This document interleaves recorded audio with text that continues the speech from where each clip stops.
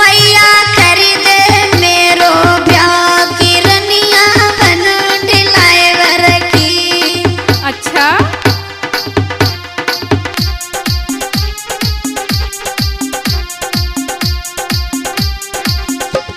आ जाइए भक्तों, ये भी हमारा लोकगीत पूजा यादव की आवाज में। क्या मैया खरीदे मेरो ब्याह की रनिया बन ढिलाए रखी। बादे चाल बादे लड़का रुक बादे।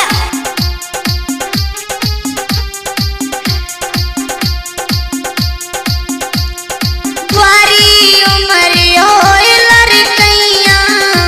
अरे बेटा आगे है तुम्हारे बाप। द्वारी उमरियो लड़कैया। रूप से रूप को बेसैया।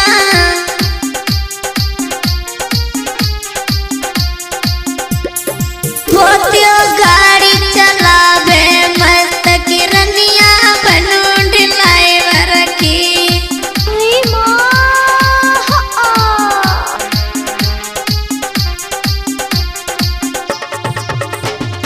वो तो गाड़ी चलावे मस्त की रनिया बन ढिलाए रखी।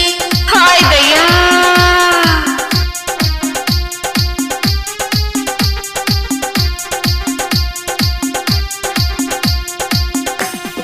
मैया खरीदे मेरो ब्याह की रनिया बन ढिलाए रखी। हाय दैया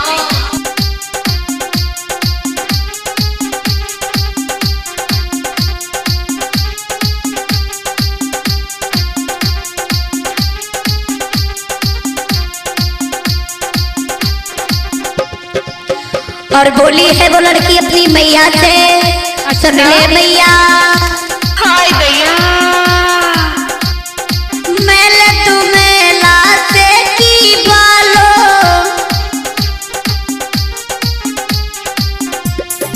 मैंने तुम्हें लासे की बालो। द्वार खड़े होए पेरे वाले।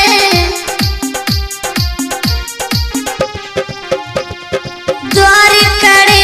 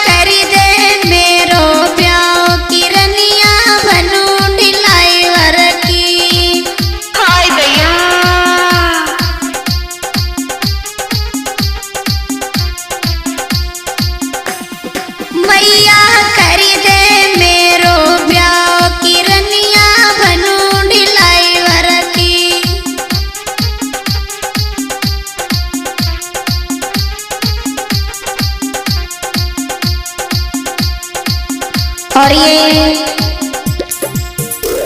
भाइयों की विशेष मांग पर ये लोकगीत मैं पूजा यादव प्रहलादपुर फरुखाबाद की तरफ से